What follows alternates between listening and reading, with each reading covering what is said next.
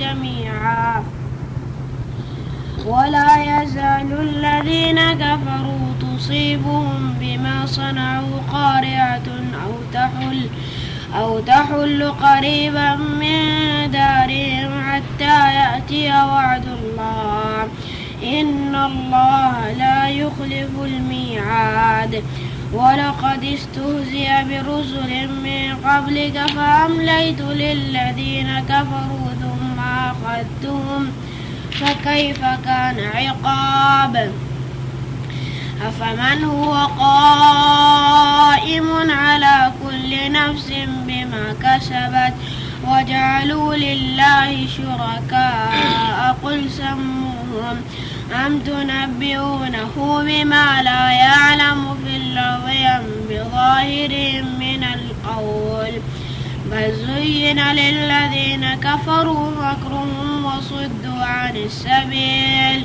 ومن يضلل الله فما له من هاد لهم عذاب في الحياة الدنيا ولعذاب الآخرة أشق وما لهم من الله من واق مثل الجنة التي وعد المتقون تجري من تحتها الأنهار أكلها دائم وظلها تلك عقبى الذين اتقوا وعقبى الكافرين النار والذين آتيناهم الكتاب يفرحون بما أنزل إليك ومن الأحزاب من ينكر بعضه قل إنما أمرت أن أعبد الله ولا أشرك به لن يدعو إليه مآب وكذلك أنزلناه حكما عربيا ولئن اتبعت أهواءهم بعدما جاءك من العلم ما لك من الله من ولي ولا واق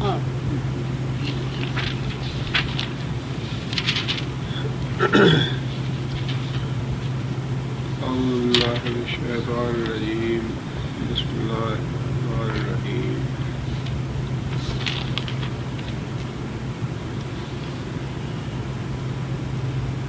یہ جو پہلی آیت ہے اس کا شان نزول یہ ہے کہ نبی اکرم صلی اللہ علیہ وسلم کی خدمت میں کچھ کافر آئے اور انہوں نے نبی صلی اللہ علیہ وسلم سے چند نشانیوں کا مطالبہ کیا اور یہ بات کہی کہ اگر آپ ہمیں یہ نشانیاں دکھا دیں تو ہم ایمان لے آئیں گے۔ ان نشانیوں میں سے پہلی بات یہ تھی کہ مکہ جو ہے یہ چند پہاڑوں میں تنگ سی جگہ پہ واقع ہے، اگر آپ ان پہاڑوں کو دور دور ہٹا دیں مکہ سے تاکہ مکہ کی بستی زیادہ وسیع ہو جائے اور یہ پہاڑ اپنی جگہ سے چل کے آگے ہو جائے، مکہ وسیع ہو جائے، تو ہم یہ بات مان لیں گے کہ آپ واقعی اللہ کے رسول ہیں۔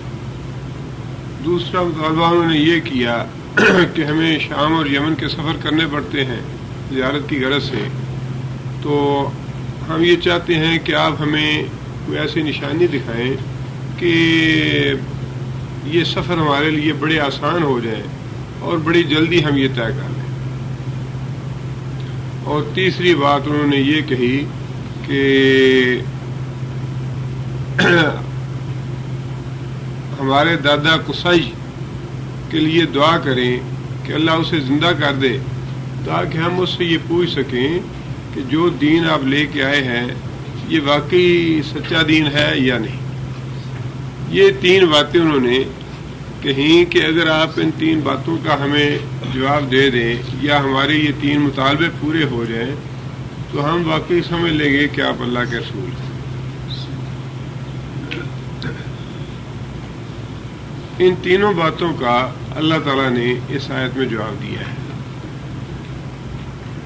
اور ظاہر ہے کہ اس سے پہلے بھی کئی بار ہم یہ بات پڑھ چکے ہیں کہ اللہ تعالیٰ نے یہ بات واضح فرمائی ہے کہ لوگوں کی مانگی ہوئی نشانیاں یا لوگوں کے اس طرح کے مطالبات پورے کرنے ایمان لانے کی غرض سے یہ اللہ کا قاعدہ اور قانون نہیں ہے. اللہ تعالیٰ اپنی حکمت اور مصلحت کے تحت نشانیاں دکھاتا ہے، نشانیاں بھیجتا ہے. جو لوگ عقل مند ہیں، عقل سے کام لینے والے ہیں، ہدایت حاصل کرنا چاہتے ہیں، وہ ان نشانیوں پہ غور و فکر کر کے صحیح راستہ پا لیتے ہیں. لیکن جو لوگ ہدایت حاصل نہیں کرنا چاہتے، جن کے اندر ہدایت کا جذبہ نہیں ہے، ان کے لیے نشانیوں کی کمی کا بہانہ نہیں ہے، بلکہ یہ نشانیاں بھی اگر پوری کر دی جائیں، جو نشانیاں وہ طلب کرتے ہیں، یہ لوگ پھر بھی ایمان نہیں لائیں. وہی بات اللہ تعالیٰ نے اس آیت میں بھی واضح فرمائی ہے. اللہ تعالیٰ فرماتے ہیں بَلَوْ، اور اگر انا بے شک قرآن، یہ قرآن سیرت بہل جبال، سیرت کون سا فعل ہے؟ مجہول، ماضی مجہول. اور صیغہ کون سا ہے؟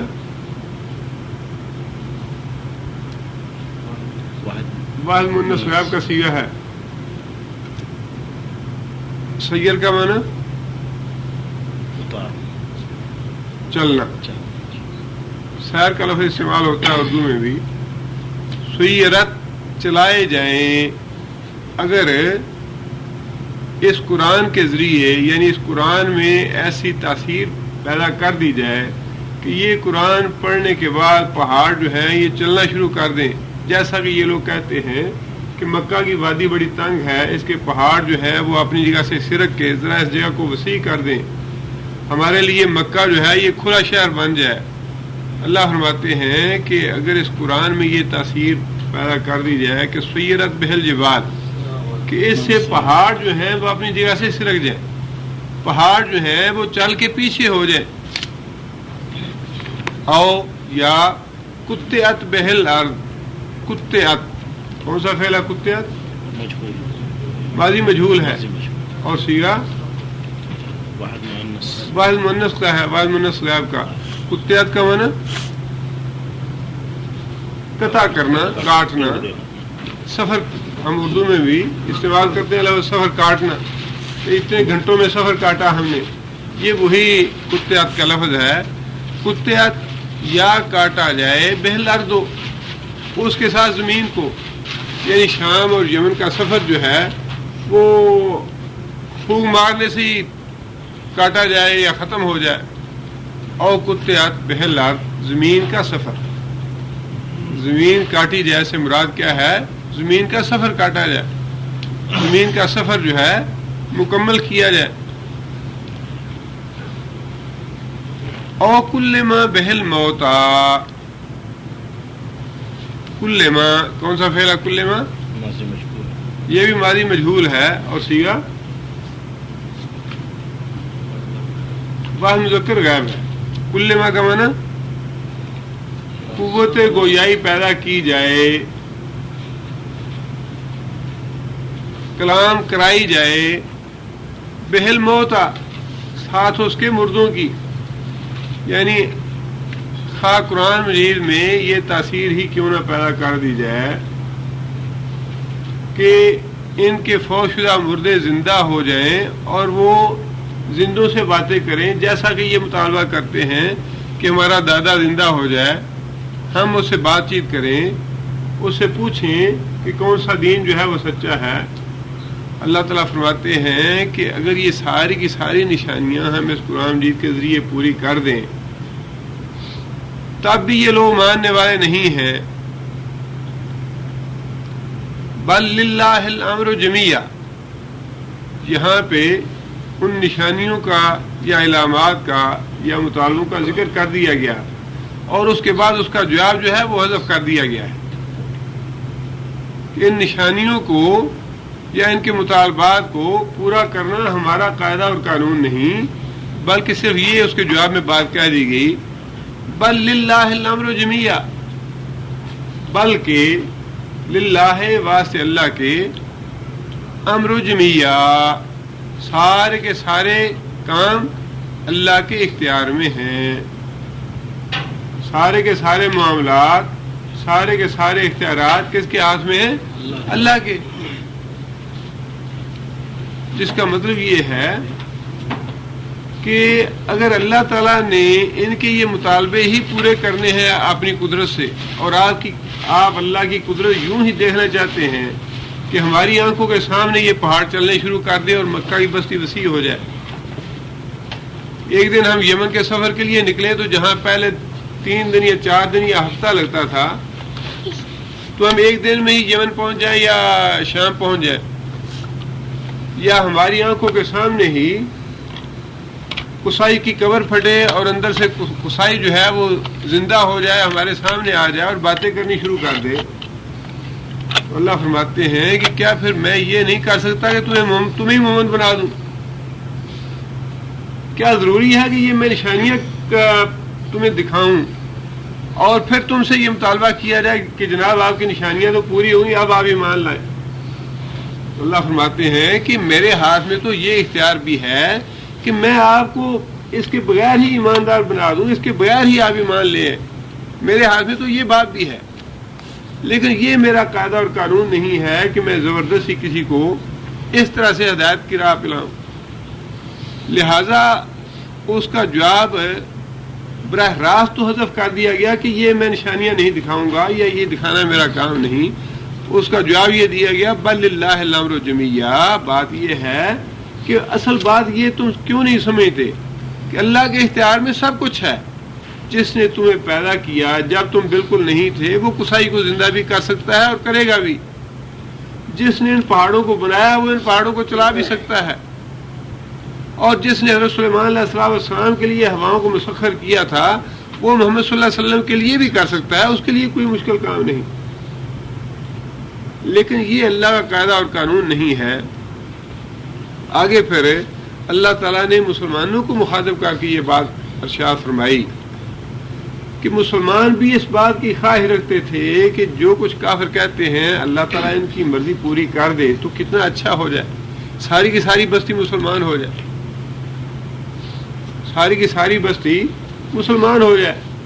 اب اس طرح کی تڑپ جو ہے وہ بعض اوقات ایک آدمی جو دین کی طرف رکھتا ہے، دین کا جذبہ رکھتا ہے، دین کی دعوت مسلسل دیتا رہتا ہے، بعض اوقات آج بھی انسان سوچتا ہے بھئی ہمارا دوست ہے، ہمارا چچا ہے، ماموں ہے، بھائی ہے یا بہن ہے یا ماں یا باپ ہی ہے، اتنا سمجھاتے ہیں، اتنا بتاتے ہیں، لیکن ایمان نہیں لاتے یا سیدھی راہ پہ آتے نہیں ہیں، قرآن کی بات نہیں سنتے، حدیث کی بات نہیں سنتے، شریعت کا یہ حکم ہے، شریعت نے یہ کہا یہ بدعت نہ کرو، یہ شرک نہ کرو، کوئی ہماری سنتا نہیں ہے.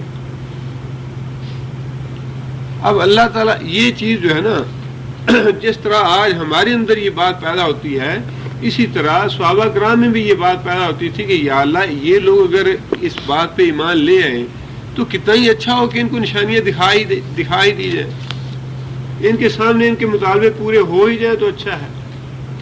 اللہ تعالیٰ نے پھر مسلمانوں کو یہ بات مخاطب کر کے فرمائی افلم یئس الذین آمنوا.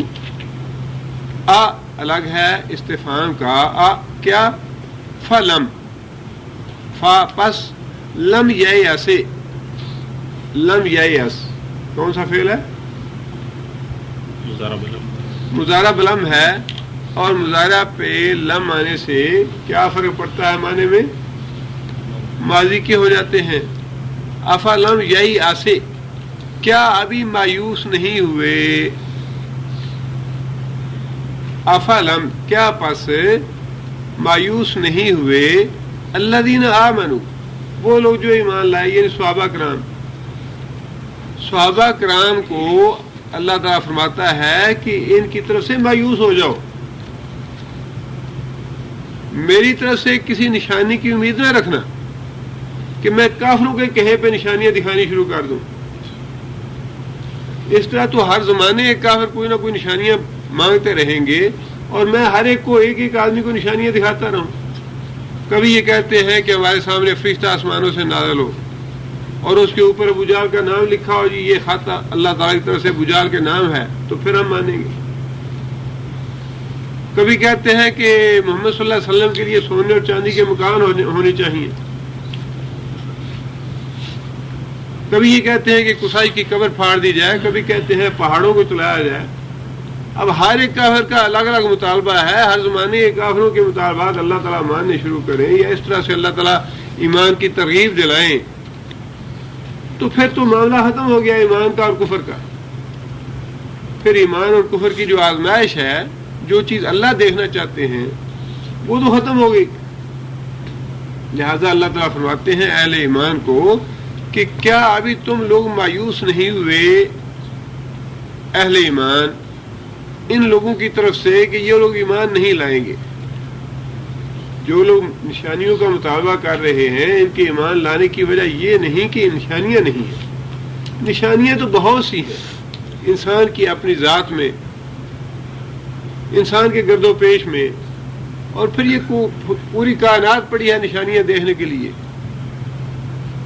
افلا ينظرون الى الابل كيف خلقت, اللہ تعالیٰ نے تو یہاں تک بات اشارہ فرما دی کہ کیا یہ تمہارے سامنے اونٹ ہے.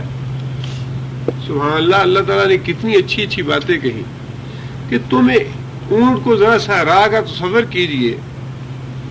آپ مکہ جاتے ہیں یا مدینہ جاتے ہیں, ان صحراؤں میں یہ اونٹ تمہیں لے کے جاتا ہے. دور دور تک کوئی پانی کی بوند نہیں ہوتی, پانی کا قطرہ نہیں ہوتا.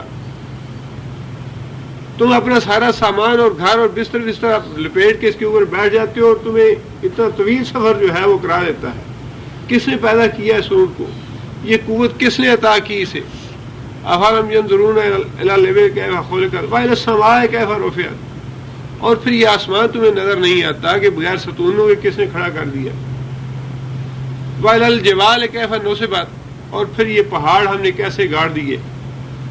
اگر یہ پہاڑ نہ ہوتے تو اللہ تعالیٰ فرماتے ہیں کہ یہ زمین جو ہے یہ ایسے لڑک جاتی اور تمہارا یہاں رہنا محال ہو جاتا. وَإِلَى الْأَرْضِ كَيْفَ سُطِحَتْ, یہ زمین ہم نے کس طرح بچھائی تمہارے لیے. اللہ فرماتے ہیں کہ نشانیاں تو بہت سی ہیں, لیکن یہ نشانیاں اس آدمی کے لیے ہیں جو فی الواقع ایمان لانا چاہتا ہے. لیکن جو انسان آنکھیں, کان اور دل اور دماغ ویسا رکھتا ہے جیسا گدھے یا بھینس کا ہے, روزانہ اس زمین کو بھی دیکھتا ہے, روزانہ اس آسمان کو بھی دیکھتا ہے, روزانہ اس اونٹ کو بھی دیکھتا ہے, روزانہ ان پہاڑوں کو بھی دیکھتا ہے. دیکھنے کو تو گدھے اور بھینس بھی دیکھتے ہیں انہیں, لیکن بھینس اور گدھا اس بات کے مکلف نہیں کہ وہ سوچیں کہ یہ کیا چیزیں ہیں, یہ کس نے پیدا کی, یہ کیوں پیدا کیے. انسان اس بات کا مکلف ہے. انسان کو اللہ تعالیٰ نے وہ دل اور دماغ دیا ہے کہ وہ سوچے ان باتوں کہ یہ کس نے پیدا کیے, کیوں پیدا کیے, ان کا اخیر کیا ہے. اس لیے اللہ تعالیٰ فرماتے ہیں کہ کیا اہل ایمان اس بات سے مایوس نہیں ہوئے کہ یہ لوگ ایمان نہیں لائیں گے, نشانیوں کی کمی نہیں ہے. آگے اللہ فرماتے ہیں کہ ان لو یشاء اللہ, اور اگر اللہ چاہتا. یشاء کون سا فعل ہے؟ یشاء مضارع ہے, سیگا واحد مذکر غائب کا. یشاء اگر وہ چاہتا, اس کا ماضی کیا ہے؟ شاء. شاء یشاء. لو یشاء ان لو یشاء اللہ, اگر اللہ تعالیٰ چاہتا. لہد الناس ہدا, کون سا فعل ہے ہدا؟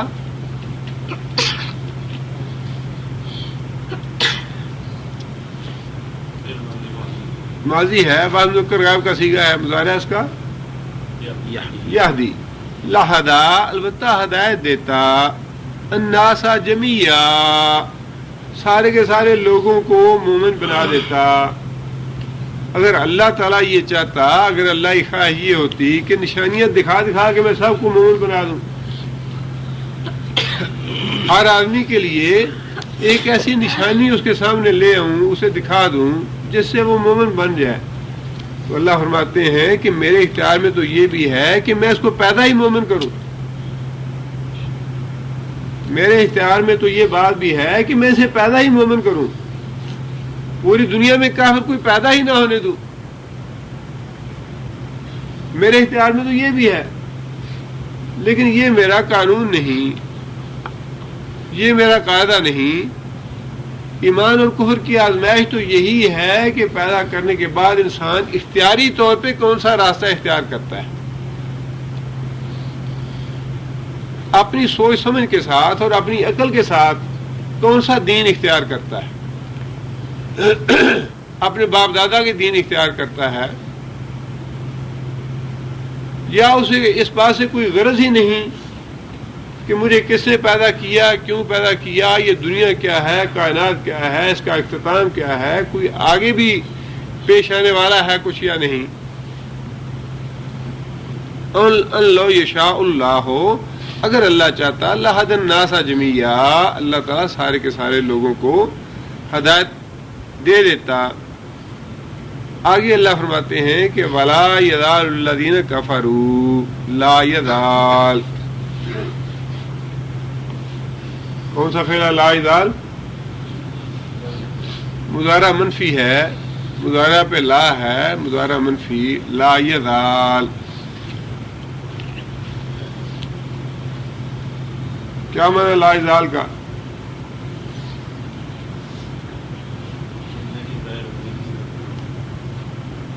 ایسا ہمیشہ ہوتا رہے گا. لا یزال، ایسا ہمیشہ ہوتا رہے گا. زوال کا معنی ٹلنا، اپنی جگہ سے ہٹ جانا، اپنی جگہ سے پیچھے ہو جانا. یعنی یہ اللہ کا قانون اپنی جگہ سے پیچھے نہیں ہوگا. یوں سمجھ لیجئے کہ اللہ کا یہ قانون جو ہے یہ پیچھے نہیں ہوگا اپنی جگہ پہ، جو آگے بیان ہو رہا ہے. لا یزال، ہمیشہ ایسا ہوتا رہے گا. کیسے ہوتا رہے گا؟ الذین کفروا، کہ وہ لوگ جنہوں نے کفر کیا. تصیبہم، تصیبو کون سا فعل ہے؟ تصیبو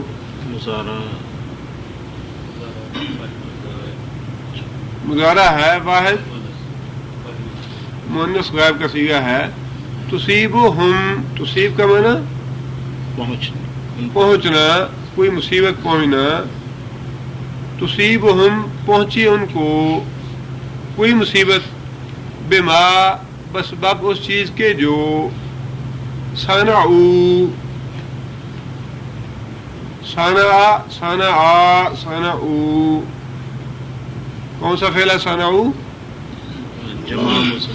ماضی ہے، جمع مذکر غائب کا صیغہ ہے.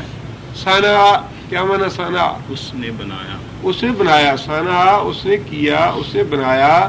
صنعوا، انہوں نے بنایا. قاریۃ، قاریہ قرآن مجید کی ایک سورت کا نام بھی ہے. القاریۃ ما القاریہ. قاریۃ کیا ہے؟ یہ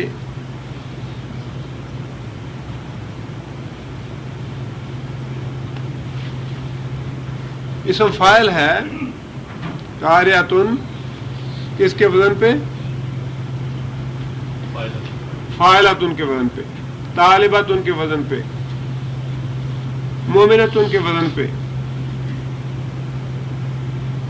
قاریۃ، قارئن، قاریان، قارئون. قارئن کا معنی کھٹکھٹانے والا. قارئن، کھٹکھٹانے والا ایک مرد. قاریان، کھٹکھٹانے والے دو مرد. قارئون، کھٹکھٹانے والے سارے مرد. قاریۃ، کھٹکھٹانے والی ایک عورت. قاریۃ مؤنث کا صیغہ ہے. قاریہ، کھٹکھٹانے والی سے مراد کیا ہے؟ آفت یا کوئی مصیبت، یعنی قیامت جو ہے وہ بھی اس کا اصطلاحی معنی ہے. دنیا میں بھی قاریہ آ سکتی ہے. کوئی بھی مصیبت اللہ کی طرف سے جو نازل ہو جائے، کوئی طوفان آ گیا، سیلاب آ گیا، زلزلہ آ گیا، یہ قحط سالی آ گئی، یہ ساری کی ساری چیزیں جو ہیں قاریہ ہیں. اور اسی سے اصطلاحی معنی جو ہے وہ قیامت بھی ہے. یعنی اللہ کی طرف سے نازل کردہ جو بھی مصیبت ہے، جنہیں ہم آفات سماوی کہتے ہیں، اللہ کی طرف سے نازل کردہ جو بھی آزمائش اس کو قاریہ کہا جائے گا.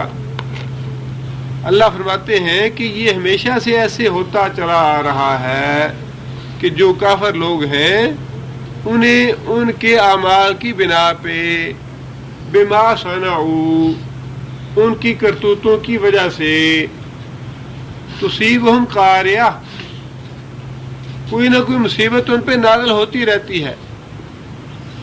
کوئی نہ کوئی مصیبت کوئی نہ کوئی آزمائش ان پہ آتی رہتی ہے اللہ تعالیٰ کی طرف سے. او یا تحلو کون سا فعل ہے؟ مضارع صیغہ واحد مؤنث غائب. قاریہ کے لیے چونکہ استعمال ہوا ہے نا، اور پہلے بھی تصیب ہو واحد مؤنث کا صیغہ وہ بھی قاریہ کے لیے استعمال ہوا. یہاں بھی تحلو واحد مؤنث غائب کا صیغہ ہے، قاریہ کے لیے استعمال ہوا ہے. تحلو کا معنی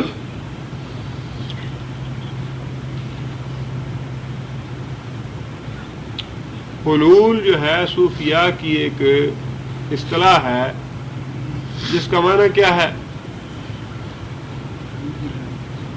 جی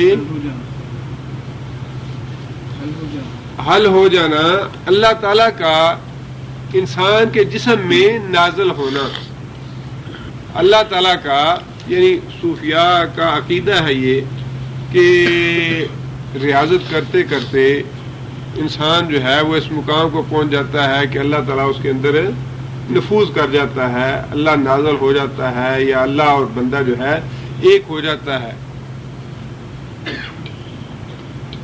وہ بعض اوقات اس طرح کی شعراء باتیں لکھ دیتے ہیں کہ عام آدمی جو ہے وہ ویسے بڑا لطف لیتے ہیں ان کو پڑھنے میں، لیکن انہیں یہ سمجھ نہیں ہوتی کہ ہم کیا پڑھتے ہیں.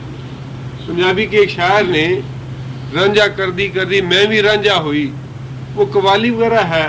ہمارے عام جاہل لوگ جو ہیں وہ بڑے مزے میں لے کے پڑھتے ہیں جی رنجا کر دی یہ تو شاید عشق کی کوئی بات ہے. انہیں یہ پتہ نہیں ہوتا کہ یہ کس طرح کی مشرکانہ باتیں ہیں جو مشرک شاعروں نے بنائی ہوئی، جو لوگوں کو مال لذت آشنائی کے لیے اور لذت لینے کے لیے یا موسیقی اور غنا کے انداز میں لوگوں کے ذہنوں میں بھر دی جاتی ہیں. یہ صریحاً شرکیہ عقیدہ ہے وحدت الوجود کا یا حلول کا، یا صوفیاء جو عقیدہ رکھتے ہیں صریحاً شرک اکبر ہے یہ.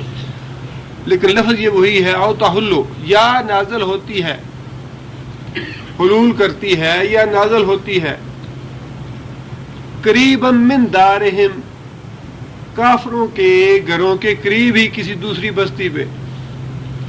یعنی اللہ فرماتے ہیں کہ بعض اوقات تو کافروں کی بستی پہ ہی عذاب نازل ہو جاتا ہے، اور بعض اوقات یوں ہوتا ہے کہ کافروں کی بستی کے گرد و پیش یا گناہ گاروں کے گرد و پیش کسی دوسری جگہ پہ اللہ تعالیٰ اپنا عذاب نازل کر دیتے ہیں تاکہ یہ لوگ نصیحت حاصل کریں. جس کا مطلب یہ ہے کہ اجتماعی طور پہ بھی اور انفرادی طور پہ بھی انسان کو دوسرے کی آزمائش سے سبق حاصل کرنا چاہیے. اگر آپ کے ہمسائے میں، آپ کے اڑوس پڑوس میں، آپ کے دوست احباب میں آپ دیکھتے ہیں کہ کسی پہ کوئی مصیبت آ گئی، پریشانی ہے، تکلیف ہے، تو آنکھیں بند نہ کر لیجیے.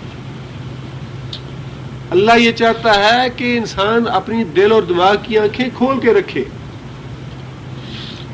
کہ اگر کسی وجہ سے اس آدمی پہ یہ مصیبت آئی ہے، تکلیف آئی ہے، یا اللہ کی طرف سے آزمائش آئی ہے، تو یہ آزمائش اور تکلیف مجھ پہ بھی آ سکتی ہے.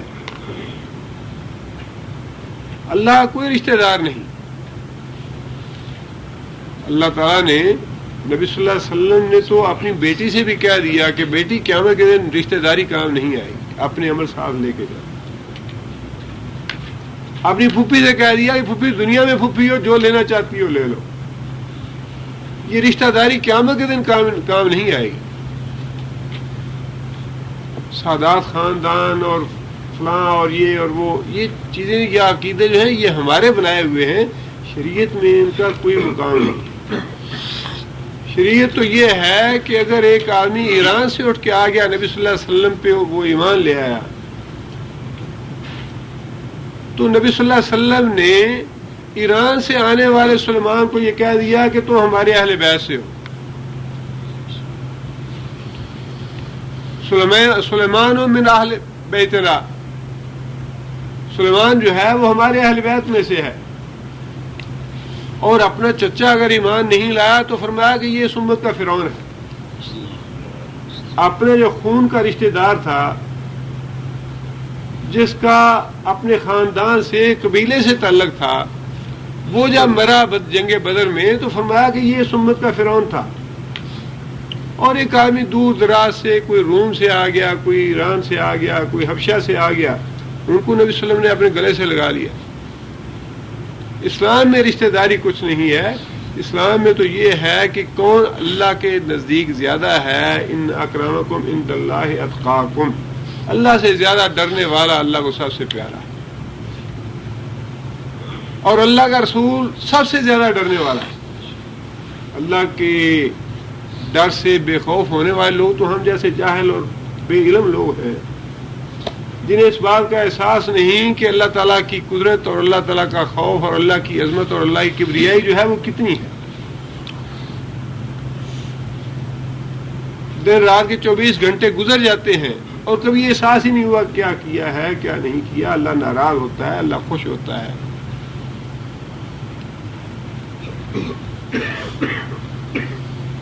فرمایا کہ او تحلو قریب من دارہم، یا پھر یوں ہوتا ہے کہ جو نافرمان لوگ ہیں ان کی بستی کے علاوہ ان کے اڑوس پڑوس میں دائیں بائیں آگے پیچھے کسی بستی پہ عذاب نازل ہوتا ہے، اس لیے کہ شاید یہ بستی والے بھی انہیں دیکھ کے سبق حاصل کریں۔ حتیٰ کہ یأتی وعد اللہ تعالیٰ کا وعدہ آ جاتا ہے، یعنی اللہ تعالیٰ اپنے اس قاعدے اور کلیے پہ عمل کرتے رہتے ہیں۔ اللہ تعالیٰ ویسے نشانی نہیں دکھانا چاہتے، نہ یہ اللہ کا قاعدہ ہے، بلکہ اللہ کا قاعدہ یہ ہے کہ اللہ تعالیٰ لوگوں پہ آزمائشیں، مصیبتیں، تکلیفیں بھیجتے ہیں تاکہ لوگ رجوع کریں اللہ کی طرف۔ کبھی اللہ تعالیٰ براہ راست مصیبت نازل کر دیتا ہے، اور کبھی انسان کے دائیں بائیں نازل ہوتی ہے، کبھی چچا، کبھی بہن، کبھی بھائی، کبھی بھتیجا، کبھی کوئی پریشان ہو گیا، تکلیف آ گئی، اور اللہ چاہتے ہیں کہ اپنے عزیز و اقارب کو دیکھ کے، اپنے بہن بھائیوں کو دیکھ کے، اپنے دوست احباب کو دیکھ کے خود انسان جو ہے وہ اللہ کی طرف رجوع کرے۔ اللہ فرماتے ہیں یہ تو میرا قاعدہ ہے، یہ میرا کلیہ ہے، ایسا تو میں کرتا ہوں کہ مصیبتوں کے ذریعے، تکلیفوں کے ذریعے لوگوں کو کے لیے ہدایت کا راستہ میں کھولنا چاہتا ہوں کہ شاید مصیبت اور تکلیف میں مجھے اللہ اللہ کرے، مجھے پکارے، میری طرف رجوع کرے۔ یہ تو میرا قاعدہ کلیہ ہے۔ یہ میرا قاعدہ کلیہ نہیں کہ قبروں کو پھاڑ دوں اور مردے اٹھیں اور ان سے باتیں کرنی شروع کر دیں، یہ میں نہیں دکھاؤں گا۔ جو میرا قاعدہ ہے وہ میں بتا دیتا ہوں، اور جو قاعدہ نہیں ہے اس پہ میں عمل نہیں کروں گا۔ تمہاری آنکھوں کے سامنے پہاڑ چلنے شروع کر دیں، تمہاری آنکھوں کے سامنے قبریں پھٹنی شروع کر دیں اور مردے جو ہیں وہ زندہ ہونے شروع ہو جائیں، تو میں یہ نہیں کروں گا۔ آگے اللہ فرماتے ہیں وَلَقَدِ اسْتُهْزِئَ بِرُسُلٍ مِّن قَبْلِكَ، وَلَقَدْ اور البتہ تحقیق، ان اللہ لا یخلف المیعاد، اللہ فرماتے ہیں کہ بے شک اللہ تعالیٰ اپنے وعدے کی خلاف ورزی نہیں کرتا۔ لا یخلف مضارع منفی کا صیغہ ہے، فعل ہے، لا یخلف نہیں خلاف ورزی کرتا اللہ تعالیٰ میعاد اپنے وعدے کی، یعنی اللہ نے بتا دیا کہ میرا قاعدہ یہ ہے، مصیبت کے ذریعے، آزمائش کے ذریعے میں چاہتا ہوں لوگ میری طرف رجوع کریں، وہ میں کر رہا ہوں۔ جو نشانیاں لوگ مانگتے ہیں یہ میرا قاعدہ نہیں، وہ میں دکھاؤں گا نہیں، اور جو وعدہ میں نے کر دیا ہے، جو بات میں نے کہہ دی ہے، اس کی خلاف ورزی نہیں کروں گا۔ آگے اللہ فرماتے ہیں چونکہ اللہ تعالیٰ نے مسلمانوں کو یہ سیدھا سیدھا دو ٹوک جواب دے دیا کہ نہیں، نشانی نہیں دکھاؤں گا، اب مسلمان یا نبی صلی اللہ علیہ وسلم بھی اپنے دل میں سوچ رہے ہیں کہ کافروں نے تو مجھے یہ کہا تھا کہ اگر یہ نشانیاں پوری ہو جائیں تو ہم ایمان لے آئیں گے. اب میں یہ ان کے سامنے کہتا ہوں کہ میں اللہ کا پیغمبر ہوں، اللہ کا محبوب، اللہ کا پیارا، اللہ کے ساتھ تعلق، اللہ کا فرشتہ میرے پاس آتا ہے. اب میں انہیں کیسے کہوں کہ اللہ میری بات نہیں مان رہا؟ میں انہیں کیسے کہوں کہ اللہ تمہاری مطالبہ جو ہے یہ میں پورا نہیں کرا سکتا اللہ سے؟ کیسے سمجھاؤں انہیں؟ میرا مذاق اڑائیں گے، میرا ٹھٹھا کریں گے. اب اپنے دل میں مسلمان بھی اور نبی صلی اللہ علیہ وسلم بھی اس بات کو محسوس کر رہے ہیں کہ اب کیسے کیا جائے کہ یہ لوگ تو مذاق اڑائیں گے میرا، کہ یہ اچھا نبی ہے، یہ اچھا اللہ کا پیارا ہے، یا اس کا تعلق اللہ کے ساتھ کیسا ہے، فرشتہ کون سا آتا ہے اس کے پاس؟ ہم تو یہی کہتے تھے کوئی فرشتہ نہیں ہے. یہ پیغمبری وغیرہ اور رسالت وغیرہ کا معاملہ جو ہے سارا ایسا ہی ہے. اب کیسے انہیں سمجھایا جائے؟ یہ تو میرا مذاق اور ٹھٹھا اڑائیں گے. اللہ تعالیٰ نے اس کا جواب بھی اس آیت میں دے دیا، وَلَقَدِ اسْتُهْزِئَ بِرُسُلٍ مِّن قَبْلِكَ، اور البتہ تحقیق استہزیٰ کون سا فعل ہے؟ ماضی مجہول ہے، یا نہیں ہے پہلے. استہزیٰ استہزاء کیا گیا، ٹھٹھا اڑایا گیا، مذاق کیا گیا، بے رسول رسولوں کا، من قبل کا تو اس سے پہلے. یعنی اگر ان کے اس مطالبے کے جواب میں ان کی باتیں پوری نہیں ہوئی اور وہ آپ کا ٹھٹھا اڑاتے ہیں، مذاق اڑاتے ہیں، تمسخر کرتے ہیں، تو اللہ فرماتے ہیں کہ یہ آپ کو برداشت کرنا پڑے گا. استہزاء، ٹھٹھا، مذاق، یہ تو آپ سے پہلے جو انبیاء آئے ان کا بھی ٹھٹھا اور مذاق اڑایا گیا.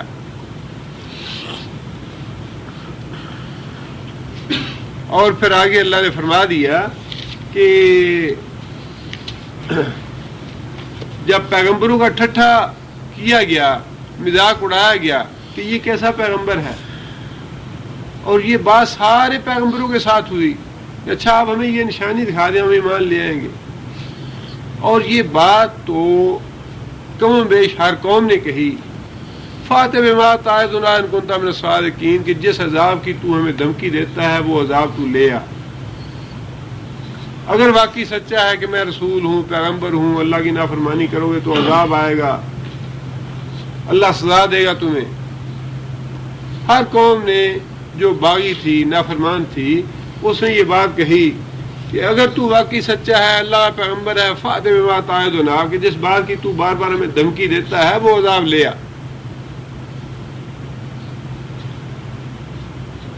لیکن اللہ تعالیٰ فرماتے ہیں فَأَمْلَيْتُ لِلَّذِينَ كَفَرُوا، کہ میرا قاعدہ اور قانون یہ ہے، أَمْلَيْتُ کون سا فعل ہے؟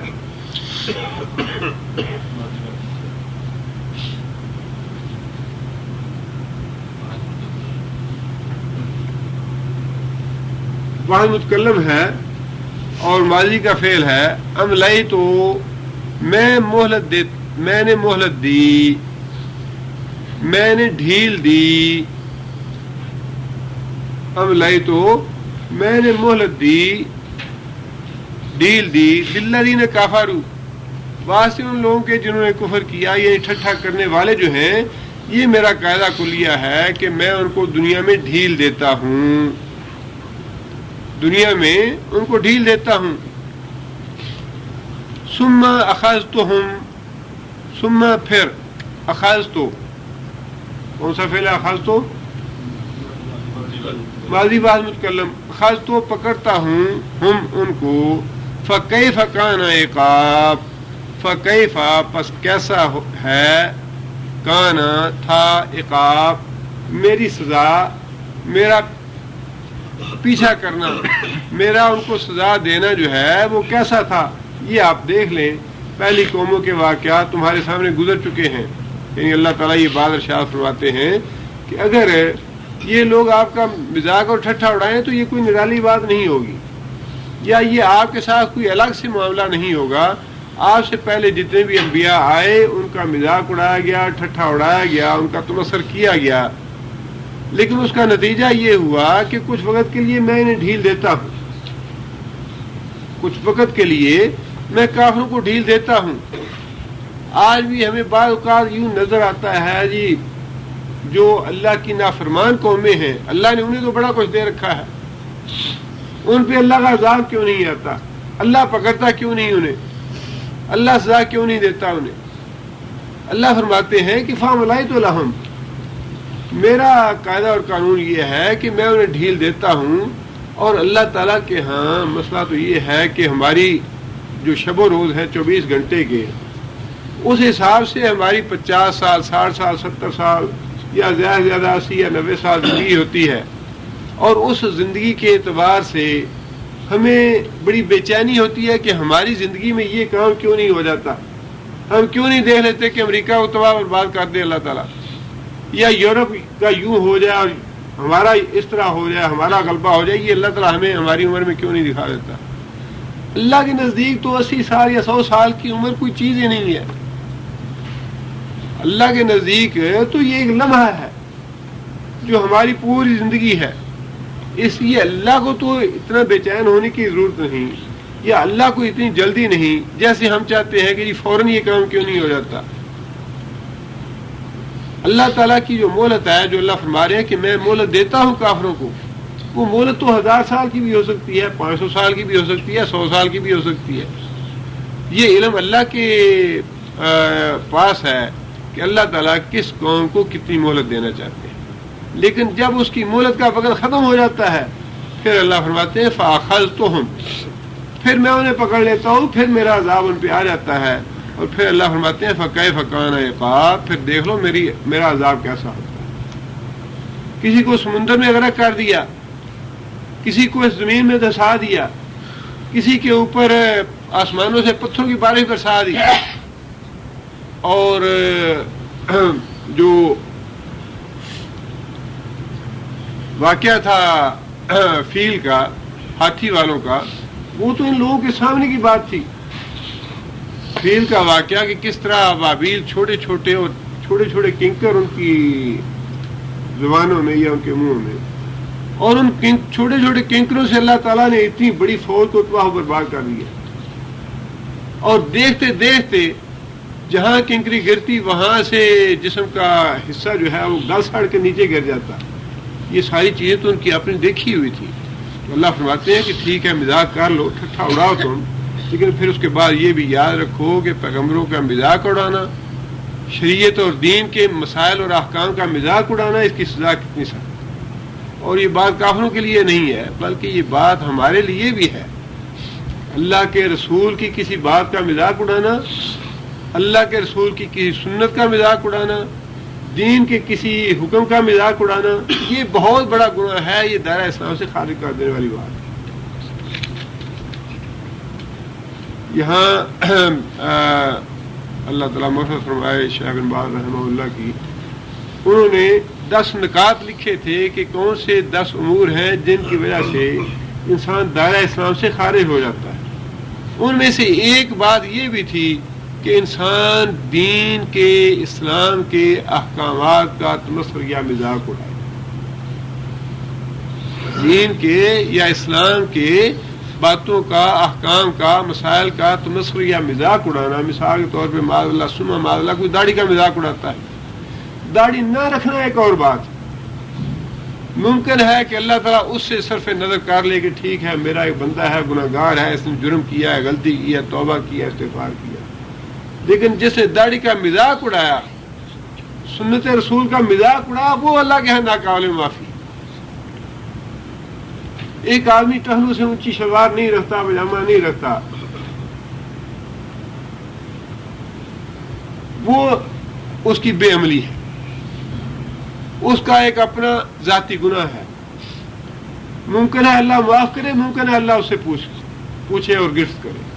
لیکن جس نے اس کا مذاق اڑایا کہ اللہ کا رسول اس کام کے لیے تو نہیں آیا تھا کہ ہمارے ٹہنوں سے شلواریں اونچی کرائے, یا دین کے مقاصد تو اور بڑے ہیں کہ پوری حکومت پہ مسلمانوں کا غلبہ ہو اور پوری حکومت پہ اسلام قائم ہو، اللہ کا رسول تو اس لیے آیا۔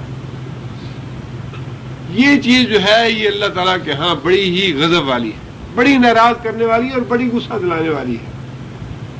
جو چیز اللہ کے رسول نے نہیں کی، اگر بے عملی ہے، اگر غلطی ہے، کوتاہی ہے، انسان اس کی ویسے معافی مانگ لے، اعتراف کر لے، یا اللہ بڑا گناہ گار ہوں، بڑی غلطیاں ہیں، کوتاہیاں ہیں، لغزشیں ہیں، سستی ہے، سب کچھ ہے۔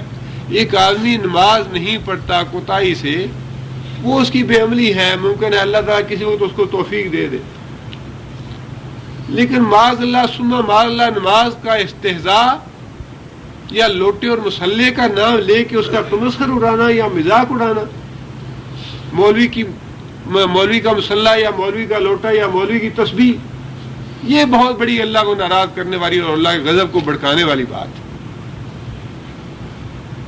اللہ کے رسول کا لوٹا اور مسلح جو اٹھانے والا تھا، اس کو تو اللہ کے رسول نے خوش ہو کے یہ بات کہی تھی کہ مانگو جو مانگتے ہو، اور مانگنے والے نے مانگا کہ یا رسول اللہ، بلکہ وہ وضاحت تفصیل بڑی آتی ہے۔ وہ صحابی کہنے لگے کہ میں نے نبی صلی اللہ علیہ وسلم سے عرض کی کہ یا رسول اللہ مجھے 2-4 دن دیجیے، میں ذرا سوچوں کہ میں آپ سے کیا مانگوں۔ تو کہتے ہیں کہ میرے دل میں بڑی باتیں آئیں کہ فلاں آدمی اتنا امیر ہے، اس کے پاس اتنا پیسہ ہے، میں بھی مانگتا ہوں نبی صلی اللہ علیہ وسلم سے مجھے بھی اتنا پیسہ چاہیے، دولت چاہیے، کاروبار چاہیے، یہ چاہیے، وہ چاہیے۔ لیکن وہ کہتے ہیں کہ میں نے کہا بھئی یہ تو ساری کی ساری چیزیں یہیں رہ جائیں گی، اگر دولت لوں گا، زمین لوں گا، کاروبار لوں گا، دکان لوں گا، جو کچھ بھی لوں گا، کل کو مروں گا تو پھر یہیں رہ جائے گی۔ مجھے تو نبی صلی اللہ علیہ وسلم سے کوئی ایسی چیز لینی چاہیے کہ مرنے کے بعد میرے ساتھ رہے وہ۔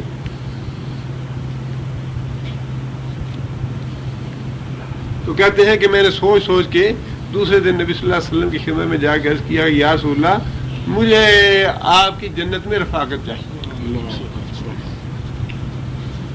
اللہ کے رسول کا لوٹا اور مسلح اٹھانے والے کا یہ اجر و ثواب ہے، اور جو اللہ کے رسول کے لوٹا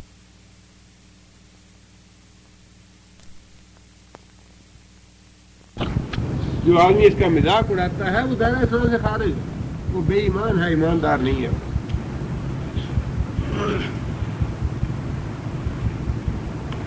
رسولوں کا مذاق اڑانا، رسولوں کے احکامات کا مذاق اڑانا، رسولوں کے مسائل کا مذاق اڑانا، ان کی سنت کا مذاق اڑانا، یہ اللہ کو بڑا ہی بھڑکانے والا مسئلہ ہے۔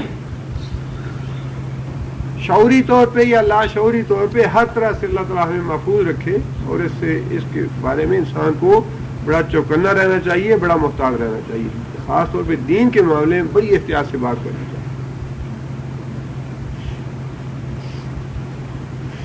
آگے اللہ فرماتے ہیں افمن ہوا قائم علی کل نفس بما کسبت، کیا فا پس من وہ شخص، ہوا وہ ضمیر ہے، قائم کیا ہے، قائم اسم فاعل ہے، قائم کھڑا ہونے والا، فاعل کرنے والا، ذاہب جانے والا۔ افمن ہوا قائم، بلا وہ ذات، ہوا وہ ذات، قائم جو قائم ہے، علا اوپر، کل نفس ہر جان کے، بما ساتھ اس چیز کے جو، کسبت کون سا فعل ہے، کسبت ماضی ہے معروف، اور واحد مؤنث غائب کا صیغہ ہے کسبت، کسب کا معنی کمائی، اعمال کی، بما کسبت جو اعمال اس نے کیے۔ ہوا سے مراد کون ہے یہاں پہ، اللہ تعالیٰ کی ذات۔ قائم کا معنی ہے قائم رہنے والا، یہاں پہ اس کا مفہوم کیا ہوگا، حافظ۔ یہاں پہ قائم جو ہے یہ حافظ کے معنی میں ہے، قائم کا لفظ جو ہے حافظ کے معنوں میں استعمال ہوا ہے، بلا وہ ذات جو محافظ ہے، جو نگران ہے ہر نفس کے اعمال پہ، وہ ذات جو ہر آدمی کے اعمال کی نگرانی کر رہی ہے کہ یہ بندہ کیا کر رہا ہے، ہر نفس کے اعمال کی اللہ نگرانی کر رہا ہے. وہ ذات جو ہر جان کی کمائی یا اعمال کا نگران ہے. وَجَعَلُوا لِلَّهِ شُرَكَاءَ، اس کے مقابلے میں وہ ذات جو ہر جان کے اعمال کی نگران ہے، اس کے مقابلے میں جعلوا، کون سا فعل ہے جعلوا؟ ماضی کا فعل ہے، جو مذکر غائب کا صیغہ ہے. جعلوا، انہوں نے بنا لیے، للہ، واسطے اللہ کے، شرکاء، شرکاء کا واحد کیا ہے؟ شریک. اس ذات کے مقابلے میں لوگوں کا حال یہ ہے کہ انہوں نے اللہ کے شریک بنا لیے ہیں.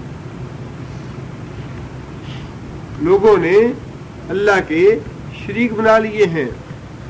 قل، اے محمد صلی اللہ علیہ وسلم ان سے کہیے، سموہم، سمو، کون سا فعل ہے سمو؟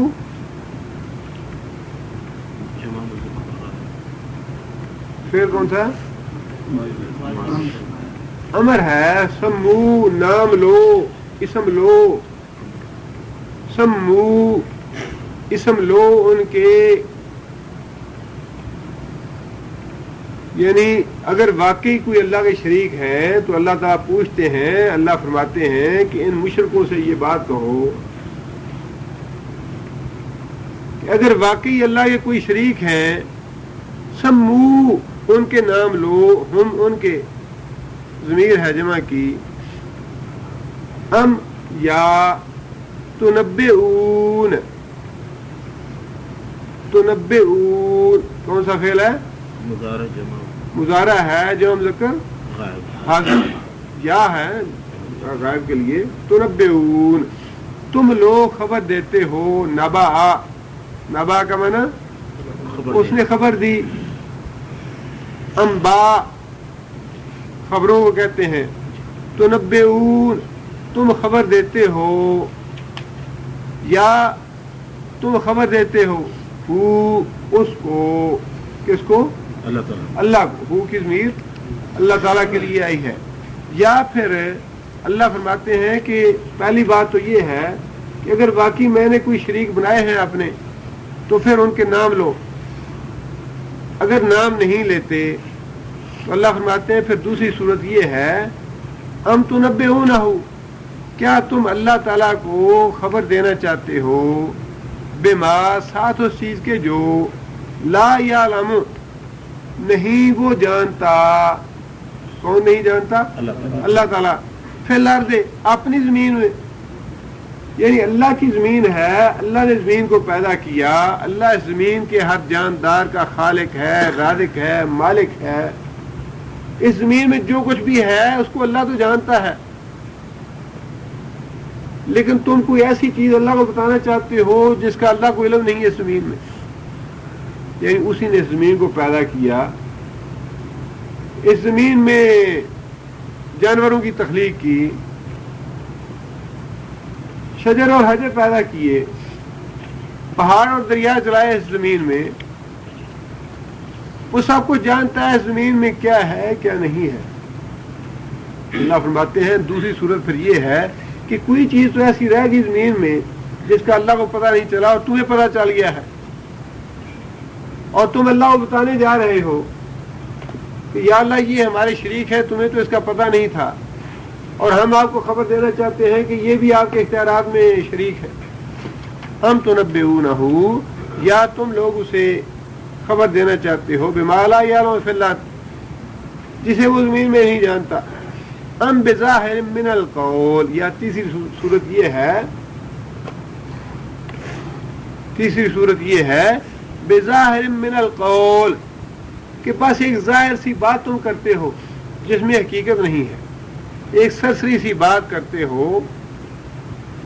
یہ باطنی نہیں بلکہ ظاہری سی بات ہے. اپنے منہ سے بکواس کرتے ہو، اپنے منہ سے ایک بات نکال دیتے ہو جس کا تمہارے دل میں یقین نہیں ہے. ایک ظاہری بات ہے جو تم کہہ دیتے ہو جی ہاں یہ بھی اللہ کے شریک ہے، یہ بھی اللہ کے شریک ہے، اللہ کے اختیار ہے ان کے پاس بھی، اللہ نے اختیار دیا ہے انہیں بھی. یعنی یہ 3 مختلف صورتیں اللہ تعالیٰ نے یہاں گنوا دی. ان 3 کے علاوہ کوئی اور تو بات ہو نہیں سکتی.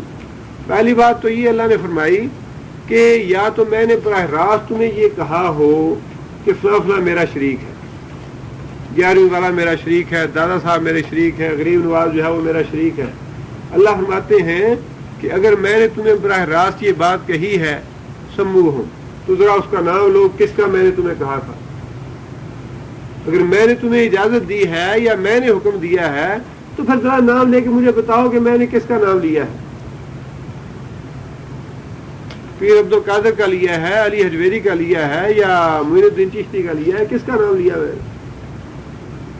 اور اگر براہ راست میں نے کوئی نام نہیں لیا، تم کوئی نام مجھے نہیں بتا سکتے، تو پھر فرمایا کہ کیا کوئی زمین میں ایسی ذات رہ گئی، کوئی ہستی ایسی مجھ سے چھپی رہ گئی جس کا مجھے تو پتہ نہیں چلا اب تک کہ وہ بھی میرا شریک ہے، اور تم مجھے بتا رہے ہو کہ فلاں آپ کا شریک ہے.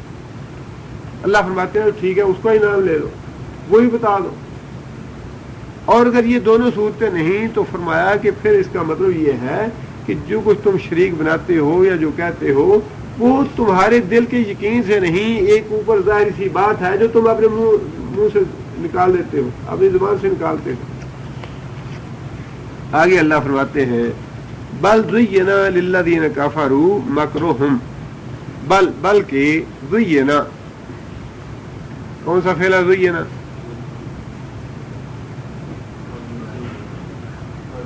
ماضی مجہول ہے. زینا کیا معنی؟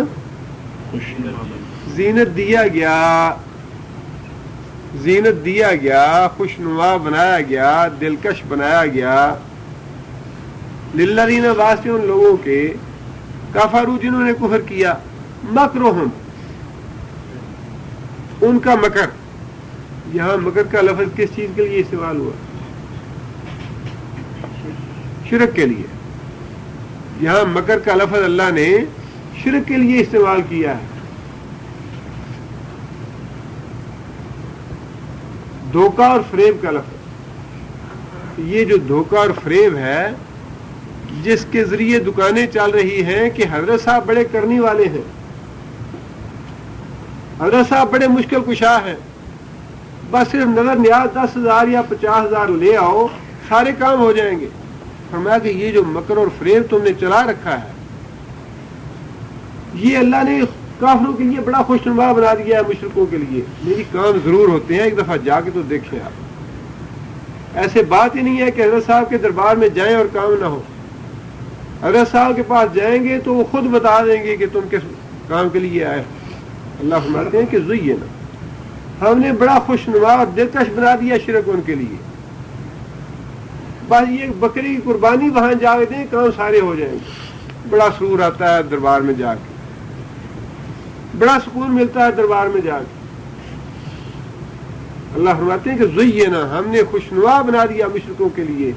جو مشرک شرک میں ہی ساری زندگی رہنا چاہتا ہے، اللہ فرماتے ہیں کہ ٹھیک ہے اسی جہنم میں گرو تم جہاں گرنا چاہتے ہیں.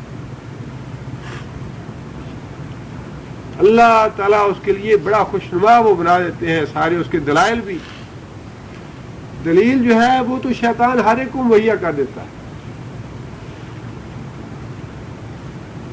باطل کے لیے، کفر کے لیے، شرک کے لیے، بدعت کے لیے دلائل جو ہیں وہ جس چیز کے لیے آپ چاہیں گے شیطان آپ کو مہیا کر دے.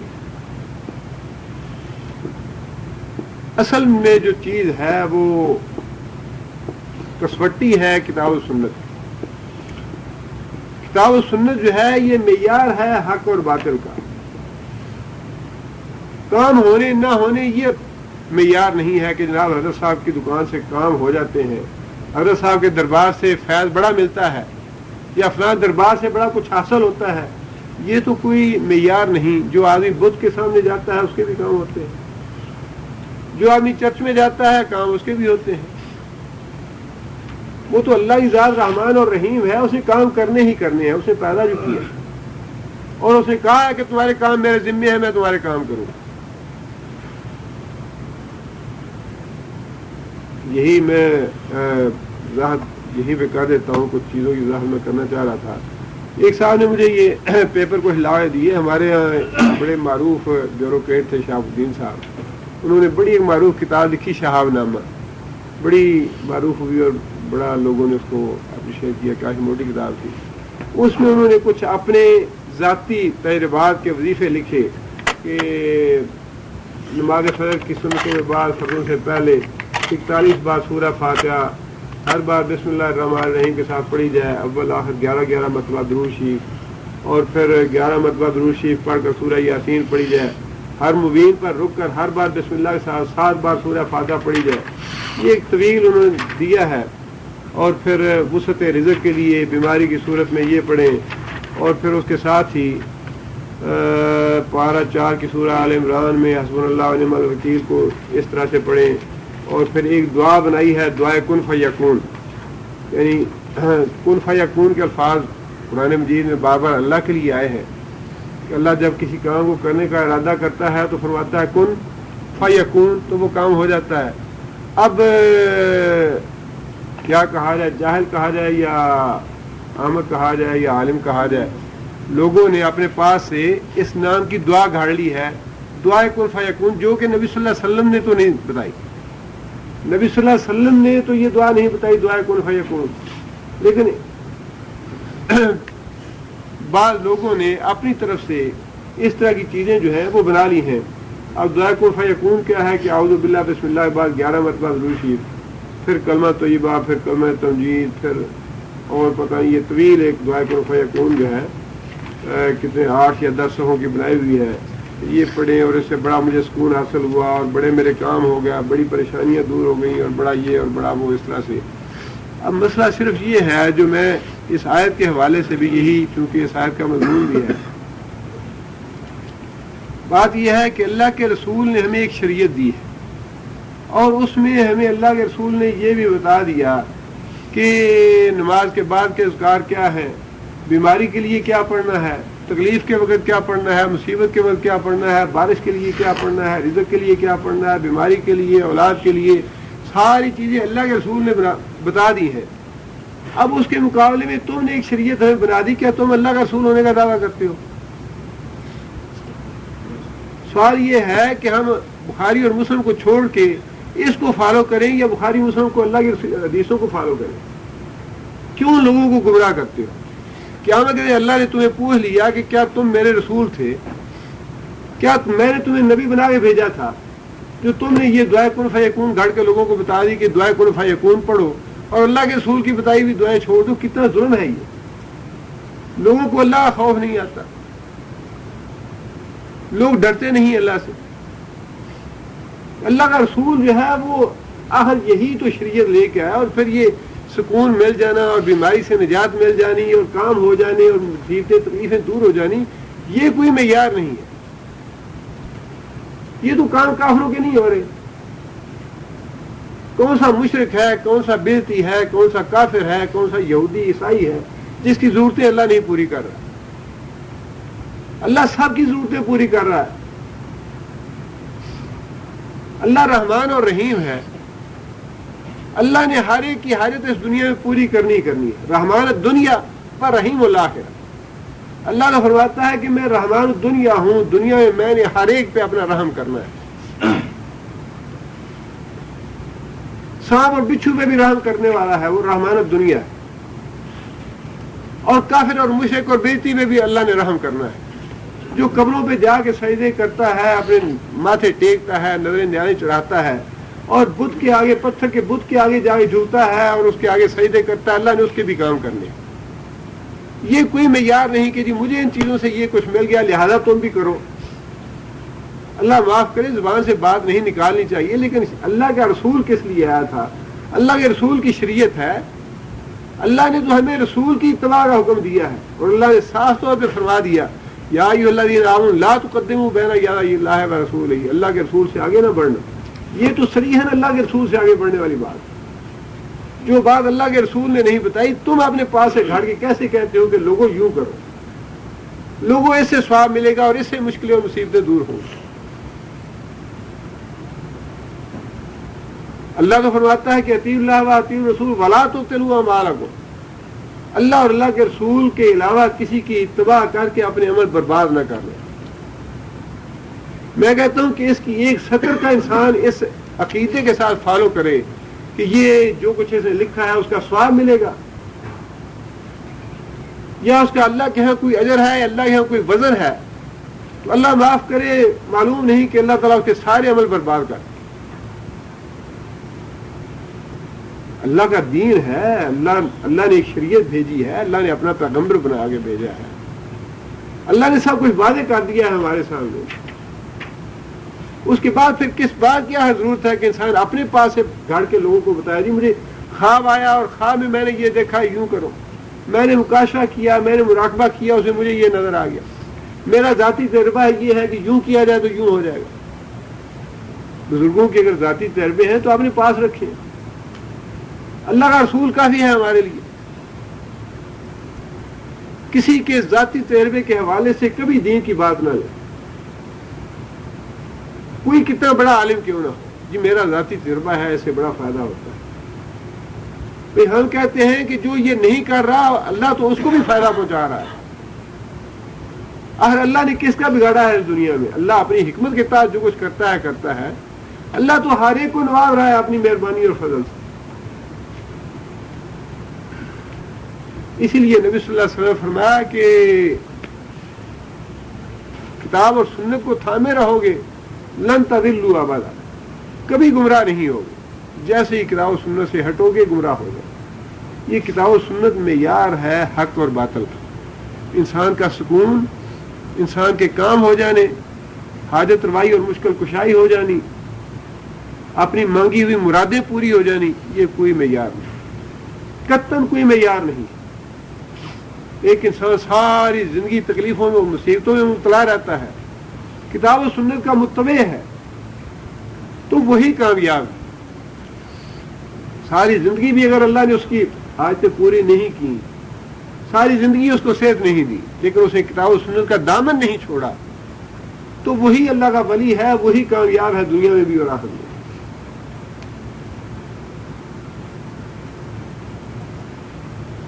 اس لیے اللہ نے فرمایا بس زین للذین کفروا مکرهم، کہ کافروں کا مکر خواہ کافروں کا ہو، بدعتی کی بدعت، مشرک کا شرک، کافروں کا کفر، وہ بڑا خوبصورت اللہ نے بنا دیا ہر ایک کے لیے کہ ٹھیک ہے اگر اس راستے پہ جانا چاہتے ہو تو چلو جاؤ اس راستے۔ وَصُدُّوا عَنِ السَّبِيلِ، سدو کون سا فعل ہے؟ ماضی ہے مجہول، سدو کا معنی روکے گئے، عن السبیل اللہ کی راہ سے، یعنی جو کافر ہے اپنے کفر پہ جمے ہوئے ہیں، جو مشرک اپنے شرک پہ جمے ہوئے ہیں، اللہ نے ان کا شرک اور کفر جو ہے ان کے لیے بڑا خوشنما بنا دیا ہے۔ اللہ فرماتے ہیں کہ وہ اسی خوشنمائی کی وجہ سے سیدھے راستے پہ آنے سے روک دیے گئے۔ وَمَن يُضْلِلِ اللَّهُ، اور جس کو اللہ گمراہ کرے، فَمَا لَهُ مِنْ هَادٍ، فما پس نہیں، لہو واسطے اس کے، ہاد، ہاد کیا ہے؟ ہادی اسم فاعل ہے، ہاد ان کے بدل پہ فاعل، عالم، ظالم، جاہل، فاعل ان کے بدل پہ ہاد، ہدایت دینے والا، جس کو اللہ گمراہ کر دے اس کے لیے کوئی ہدایت دینے والا نہیں۔ لہم عذاب فی الحیات الدنیا، لہم واسطے ان لوگوں کے یعنی مشرکوں کے کافروں کے، عذاب عذاب ہے، فی الحیات الدنیا دنیا کی زندگی میں، ولا عذاب الآخرت اور آخرت کا عذاب، اشق، اشق کیا معنی؟ شک کا معنی سخت، شک کا دو معنی ہیں، ایک معنی پھاڑنا بھی ہے، کسی سے شقیق، ایک چیز کے دو ٹکڑے اگر کر دیے جائیں تو وہ دونوں ٹکڑے ایک دوسرے کے لیے شقیق کہلاتے ہیں، حقیقی بھائی کو بھی اسی لیے شقیق کہا جاتا ہے۔ شک کا معنی سخت بھی، دونوں معنی ہیں اس کے۔ شک کا معنی بہت سخت، یعنی آخرت کا عذاب جو ہے وہ بہت ہی سخت ہے۔ دنیا میں بھی عذاب ہے ایسے لوگوں کے لیے جو کفر اور شرک کریں، لیکن آخرت میں بھی عذاب ہے جو بڑا ہی سخت ہے۔ وما لہم، اور نہیں واسطے ان کے، من اللہ سوائے اللہ کے من واق. واق کیا ہے؟ واقعیون. اصل میں یہ واقعیون تھا فاعل کے وزن پہ. یا جو ہے وہ حذف ہے, گر گئی ہے. واق اسم فاعل ہے بچانے والا. ما لہم من اللہ نہیں واسطے ان کے سوائے اللہ کے کوئی بچانے والا. آگے پھر اللہ تعالیٰ نے ان دونوں گروہوں کے بارے میں جو انجام ہے وہ بھی بتا دیا. مثل الجنت التی وعد المتقون. مثال الجنت اس جنت کی التی جو کہ وعدہ کون سا فعل ہے؟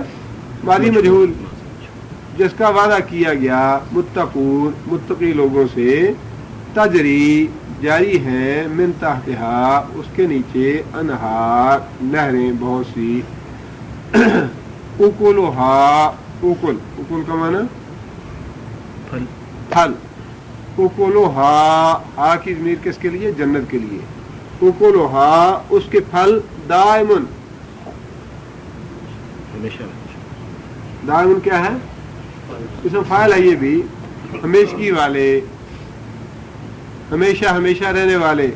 یعنی اس کا کسی موسم کے ساتھ تعلق نہیں ہوگا کہ فلاں موسم میں فلاں پھل ہے, فلاں موسم میں فلاں پھل ہے. اور پھر اس کا یہ مفہوم بھی ہے کہ ہمیشہ رہنے والے ہیں, کبھی ختم نہیں ہوں. جنت کے پھل جو ہیں وہ جتنی مقدار میں مطلوب ہوں گے اتنی مقدار میں انسان کو ملیں گے. جس موسم میں انسان چاہے گا اس موسم میں ملیں گے. وَذِلُّهَا اور اس کے سائے بھی. جنت کے سائے جو ہیں وہ بھی ایسے ہیں جو ہمیشگی والے ہیں. تل کا یہ عقبى الذین اتقوا انجام ہے ان لوگوں کا جو متقی ہیں. یہ جنت جس کا ذکر بھی کیا گیا یہ انجام ہے متقی لوگوں کا. عقبى الکافرین النار اور کافروں کا انجام کیا ہے؟ آگ. اس کی ایک لفظ میں اللہ نے وضاحت فرمائی. جو کافر لوگ ہیں ان کا انجام جو ہے وہ اللہ تعالیٰ نے ایک لفظ میں فرما دیا, آگ. ان کا انجام آگ ہے, اس لیے کہ جہنم میں آگ کے علاوہ اور کوئی چیز ہی نہیں. قرآن مجید میں اللہ نے فرمایا کہ ان کے لباس آگ سے بنائے جائیں گے, ان کے بستر آگ سے بنائے جائیں گے, ان کی چھتریاں اور صاحبان اور کناتیں آگ سے بنائی جائیں گی. ان کا پینا جو ہے وہ اس قدر کھولتا ہوا پانی ہوگا, ابلتا ہوا پانی ہوگا کہ پینے کے لیے منہ کے ساتھ لے جائیں گے تو منہ کا گوشت سارا گل کے نیچے گر پڑے گا. اور جو گھونٹ بھریں گے, گھونٹ جو اندر نگل لیں گے, اس گھونٹ سے آنتیں تک کٹ کے باہر آ جائیں گی. آگ ہی آگ ہے. یعنی ایک لفظ اللہ نے فرمایا کہ ساری بات بتا دی. ان کا کھانا, ان کا پینا, ان کا اوڑھنا, ان کا بچھونا, ان کا پہننا, جو کچھ بھی ہے وہ آگ ہی آگ ہے. آگ کی دیواریں, آگ کی کوٹھڑیاں, آگ کی زنجیریں, آگ کے توق, آگ کے لباس, ہر چیز جو ہے وہ آگ کی آگ ہی آگ ہے. لہذا ایک لفظ اللہ نے فرما دیا کہ جو کافر لوگ ہیں ان کا انجام النار, آگ. آگے فرمایا کہ والذین آتیناہم الکتاب اور وہ لوگ جن کو ہم نے دی کتاب یفرحون وہ خوش ہیں بما ساتھ اس چیز کے انزل نازل کی گئی الیکا تیری طرف. یعنی اہل کتاب میں سے کچھ لوگ تو وہ ہیں جو خوش ہیں اس چیز پہ جو ہم نے محمد صلی اللہ علیہ وسلم پہ نازل کی ہے. یہ جو لوگ ایمان لے آئے, حضرت عبداللہ بن سلام یہودیوں کے عالموں میں سے تھے, وہ اسلام لے آئے, ان کے ساتھ ان کے کوئی ساتھی بھی ہیں. تو مراد ہے کہ کچھ لوگ اہل کتاب کے وہ ہیں جو خوش ہوتے ہیں اور ایمان لے آتے ہیں. آگے فرمایا وَمِنَ الْأَحْزَابِ اور اہل کتاب کے کچھ گروہ ایسے ہیں مَن يُنْكِرُ بَعْضَهُ جو اس تعلیم کے بعض حصوں کو نہیں مانتے, ان کا انکار کرتے ہیں.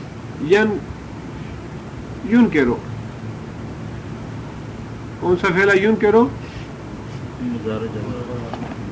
بعض ذکر گیا بھائی، یہ ینکرو کا معنی انکار کرتا ہے. من الاحزاب، گروہوں میں سے، جماعتوں میں سے، فریقوں میں سے، جتھوں میں سے کچھ لوگ ایسے ہیں ینکرو بعدہ، جو اس تعلیم کے بعد حصوں کا انکار کرتے ہیں. قل، اے محمد صلی اللہ علیہ وسلم کہہ دیجئے، انما، بے شک وہ جو عمر تو میں حکم دیا گیا، ان اعبد اللہ، بندگی کروں اللہ کی. اعبدو کون سا فعل ہے؟ مضارع ہے، بعد کلم کا صیغہ ہے. اعبدو میں بندگی کرتا ہوں اللہ کی، بلا اشرکو مضارع منفی ہے. مجھے اس بات کا حکم دیا گیا ہے کہ میں اللہ کی بندگی کروں، ولا اشرکو بہی، اور اس کے ساتھ کسی کو شریک نہ ٹھہراؤں. الیہ ادعو، طرف اس کی میں بلاتا ہوں. والیہ مآب، اور طرف اس کی مآب میرا لوٹنا. مآب جو ہے اسم طرف مکان بھی ہے، زمان بھی ہے.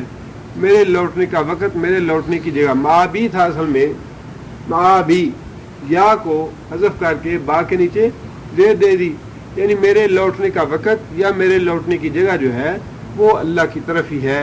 اس آیت میں اللہ تعالیٰ نے پوری جو دعوت تھی وہ سمودی صرف 2-3 لفظوں میں.